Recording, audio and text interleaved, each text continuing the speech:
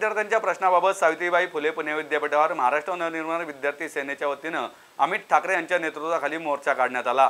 या मोर्चाची दखल कुलगुरू सुरेश गोसावी यांनी घेतली आहे। आम्ही शांततेच्या मार्गाने आज मोर्चा काढला आहे। जर येत्या 8 दिवसात कोणत्याही प्रकारची कार्यवाही झाली नाही तर आम्ही आमच्या पद्धतीने उत्तर देऊ असा इशारा महाराष्ट्र नवनिर्माण विद्यार्थी सेनेचे अध्यक्ष अमित ठाकरे यांनी विद्यापीठ प्रशासनाला दिला आहे। विद्यार्थ्यांच्या प्रश्नाबाबत सेनापती बापट रोड ते सावित्रीबाई फुले पुणे विद्यापीठावर मनसेचे विद्यार्थी सेनेचे अध्यक्ष अमित ठाकरे यांच्या नेतृत्वाखाली मूक मोर्चा काढण्यात आला।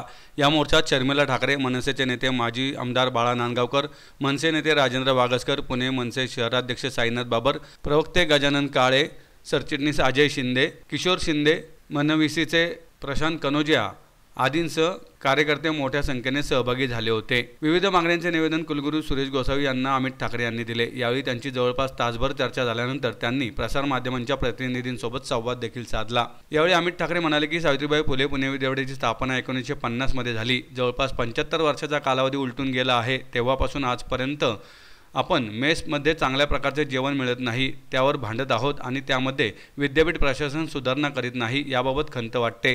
तसेच जगभरातील विद्यार्थी या विद्यापीठामध्ये शिक्षण घेण्यासाठी येतात तर त्यांना राहण्याची व्यवस्था पुरेशा प्रमाणात नाही। त्याकरता वसतिगृहाची संख्या वाढवण्यात यावी यासह अनेक मागण्या केल्या आहेत।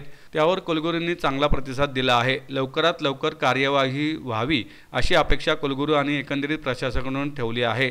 राज्यात आणि पुणे शहरात 12वीच्या परीक्षा सुरू आहेत, त्यामुळे आम्ही आजचा मोर्चा शांततेत काढला आहे। तसेच मी राजकीय जीवनात आल्यापासून माझ्या राजकीय पहिल्या केसची वाट बघतोय आणि ती केस पुण्यातून मिळाल्यावर आनंदच होईल। आम्ही त्यांना 8 दिवसांची मुदत दिली आहे। जर त्यांनी कोणत्याही प्रकारची कार्यवाही केली नाही तर आम्ही आमच्या पद्धतीने उत्तर देऊ अशी भूमिका मांडत विद्यापीठ प्रशासनाला त्यांनी इशारा दिला आहे। सावित्रीबाई फुले पुणे विद्यापीठात सुमारे 3000 तर पुणे, नाशिक, नगर जिल्ह्यातील संलग्न 800 महाविद्यालयांमध्ये सुमारे 7 लाख विद्यार्थी शिक्षण घेतात। या विद्यार्थ्यांच्या शिक्षणानंतर त्यांच्या रोजगारासाठी विद्यापीठाने शैक्षणिक संकुलात रोजगार मेळावे घ्यावेत। विद्यापीठात शिकणाऱ्या साधारण 1000 विद्यार्थ्यांना अजूनही वसतिगृहाची कमतरता आहे, त्यामुळे तातडीने नवे वसतिगृह बांधण्याची प्रक्रिया सुरू करावी। तसेच वसतिगृहात राहणाऱ्या विद्यार्थ्यांना चांगल्या प्रकारचे जेवण मिळावे। सावित्रीबाई फुले पुणे विद्यापीठाची स्थापना ही मराठी भाषेचा प्रसार करण्यासाठी झाली आहे, हे लक्षात घेऊन विद्यापीठाने मराठी भाषा भवनाची निर्मिती पूर्ण करून ते विद्यार्थी नागरिकांसाठी खुले करावे आदी मागण्या यावेळी करण्यात आल्या। ते भैरव को सुनाने के लिए धमाके की जरूरत है बोलतात ना, तसं मला वाटतं आजचं आंदोलन होतं। त्याच्यामुळे आजचा धमाका होता तिकडे मला वाटतं त्यांचे डोळे पण उघडलेत, कान पण उघडले आणि मागण्या म्हणजे आज मला वाटतं पुणे विद्यापीठ मला वाटतं 1949 विद्यापीठ आहे जर बरोबर ना। त्याच्यामुळे तेव्हापासून आजपर्यंत आपण मेसचं जेवण चांगलं नाही आहे ह्या गोष्टींवर भांडत असू तर मला वाटतं काही बघायला नको है ना। कालचा एक फोटो आहे जिकडे प्लेटमध्ये पोहे का काहीतरी आहेत आणि त्याच्यात झुरळ आहे, दिसतंय? कालचा फोटो आहे।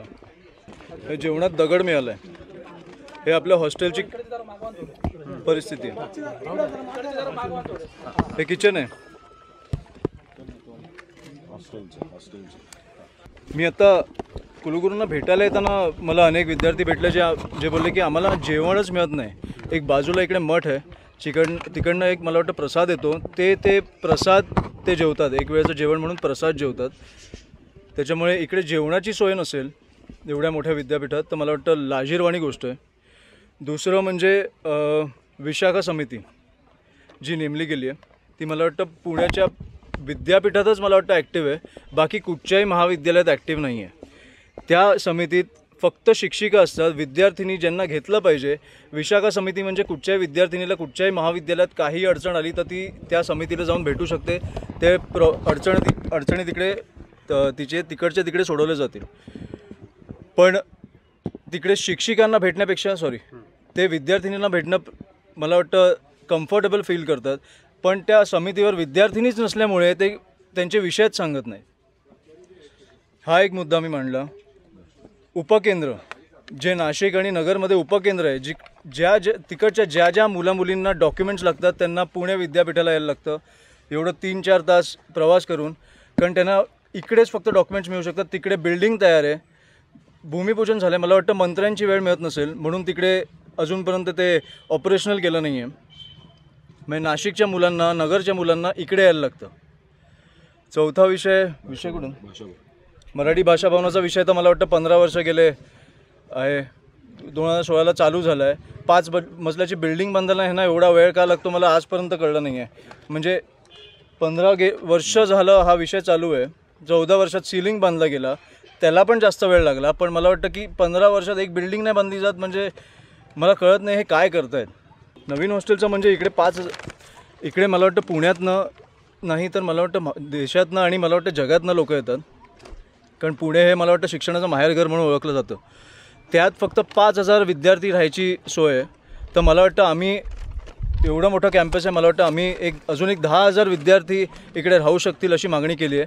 त्याच्यावर ते आता काम चालू करत आहेत. आणि सगळ्यात महत्त्वाचा विषय म्हणजे ड्रग्सचं प्रमाण पुण्यात ज्या प्रकारे वाढलं. म्हणजे तुमच्यातले काही पत्रकार माझ्याशी बोलले, पोलीस अधिकारी बोलले, आणि मला वाटतं आत्ताचीच बातमी आहे की 4,000 कोटीचे ड्रग्ज पोलिसांच्या ताब्यात त्यांनी पकडलेत.